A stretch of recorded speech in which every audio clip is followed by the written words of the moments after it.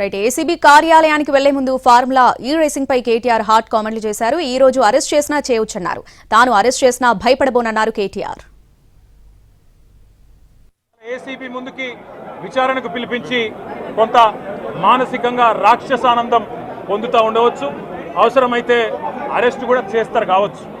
కానీ ఒకటి పక్క, తెలంగాణ కోసం గతంలోనే జైలుకు పోయి వచ్చిన వాళ్ళం.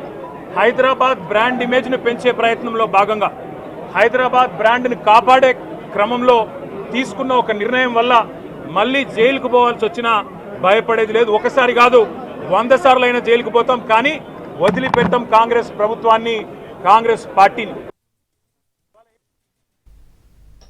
రైట్, ఫార్ములా ఈ రేసింగ్ పై కేటీఆర్ హాట్ కామెంట్లు చేశారు. పూర్తి అప్డేట్స్ తెలంగాణ భవన్ నుంచి మా ప్రతినిధి సతీష్ అందిస్తారు. సతీష్, ఈ రోజు తనని అరెస్ట్ చేసినా చేయొచ్చు అంటూ కేటీఆర్ కొన్ని కీలక వ్యాఖ్యలు చేశారు. సో ఈ నేపథ్యంలో బీఆర్ఎస్ శ్రేణులు ఏమంటున్నారు? అక్కడ తెలంగాణ భవన్ వద్ద ఎటువంటి పరిస్థితి నెలకొంది?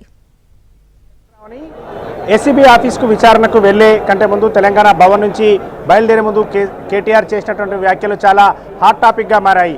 ఆయన ఇక్కడికి వచ్చినటువంటి కార్యకర్తలు నాయకుల సమక్షంలో మీడియాతో మాట్లాడుతున్నటువంటి సమయంలో చాలా కీలకమైన వ్యాఖ్యలు చేశారు.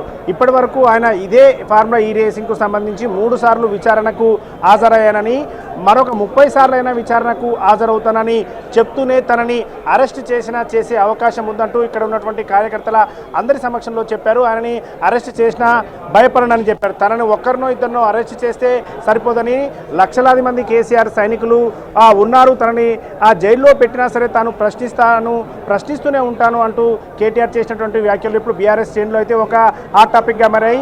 గతంలో ఎప్పుడూ చేయనటువంటి వ్యాఖ్యలు ఇప్పుడు కేటీఆర్ ఎందుకు ఈ విధంగా చేశారు? అరెస్టుకు సంబంధించి ఆయన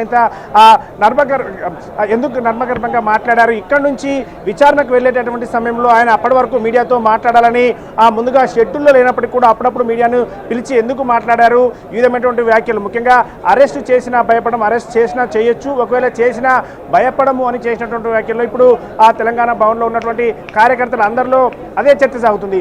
భవన్కి పెద్ద ఎత్తున కార్యకర్తలు చేరుకున్నారు. ఈరోజు ఉదయం 8 గంటల నుంచే కార్యకర్తలతో పాటుగా నేతలందరూ కూడా వచ్చారు. ముఖ్యంగా మాజీ ఎమ్మెల్యేలు, ఎమ్మెల్సీలతో పాటు మాజీ మంత్రులందరూ కూడా ఇక్కడికి చేరుకున్నారు. ఏం జరగబోతుంది ఈరోజు, ఎందుకు కేటీఆర్ ఈ విధమైనటువంటి వ్యాఖ్యలు చేశారనేది అయితే ఒక హాట్ టాపిక్గా మారింది. ఇక్కడికి వచ్చిన ఎమ్మెల్యేలందరితో పాటుగా మిగతా నాయకులు కూడా ఇదే విషయంపై చర్చించుకుంటున్నారు. ప్రస్తుతం తెలంగాణ భవన్లోనే హరీష్ రావు ఉండి మానిటరింగ్ చేస్తున్నారు. ఎలాంటి విచారణ జరుగుతుందంటే, విచారణకి ఇప్పుడు హాజరైన కేటీఆర్ బయటికి వస్తే కానీ, ఆయన లాయర్లు బయటకు వస్తే కానీ అసలు విచారణ ఏం జరిగింది, విచారణ సమయంలోనే ఏదైనా అరెస్ట్ జరగవచ్చా లేకుంటే ఏదైనా ఉండొచ్చా అనేటటువంటి విషయం ఇప్పటికైతే ఎవరికి తెలియదు. కానీ ఏదైనా జరగవచ్చు అనేది ముందస్తు సమాచారం మాకుంది, అందుకే మేము ఇక్కడ నుంచి మానిటరింగ్ చేస్తున్నాం అని చెప్తున్నారు. హరీష్ రావు అయితే తెలంగాణ భవన్లోనే ఉన్నారు. ఇటు కేటీఆర్తో పాటు ఈరోజు ఉదయం ఆ నివాసం నుంచి బయలుదేరినటువంటి హరీష్ రావు అందరూ కూడా కేసీఆర్ని నందినగర్ నివాసంలో ఉన్నటువంటి కేసీఆర్ని కలిశారు. అయితే ముందస్తు కేసీఆర్ని కలిసేటటువంటి షెడ్యూల్ కూడా లేదు. డైరెక్ట్గా కేటీఆర్ తన నివాసం దగ్గర నుంచి తెలంగాణ భవన్కు రావాలి, తెలంగాణ భవన్ దగ్గర నుంచి ఏసీబీ ఆఫీస్కి వెళ్ళాలి. కానీ సడన్గా తెలంగాణ భవన్కి వచ్చే కంటే ముందే నందినగర్ కేసీఆర్ నివాసం దగ్గరికి వెళ్ళారు. కేసీఆర్తో దాదాపు 25 నిమిషాల పాటు భేటీ అయ్యారు. అక్కడి నుంచి హరీష్ రావు కేటీఆర్ కలిసి తెలంగాణ భవన్కి వచ్చిన తర్వాత ఇక్కడ కేవలం 5 నిమిషాల నుండి ఎమ్మెల్యేలు అందరితో మాట్లాడిన తర్వాత వెళ్తున్నటువంటి సమయంలో కేటీఆర్ హరీష్ రావుతో కలిసి మీడియాతో మాట్లాడారు. ఇప్పటివరకు చెప్పినటువంటి విధంగా ఈ కీలకమైన వ్యాఖ్యలు చేశారు.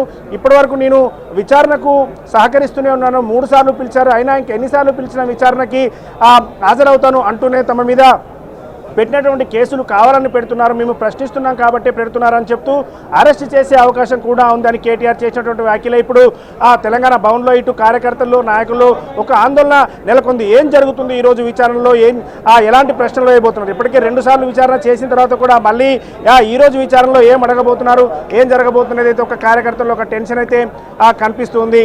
Shravani. Right Satish, thanks for the updates.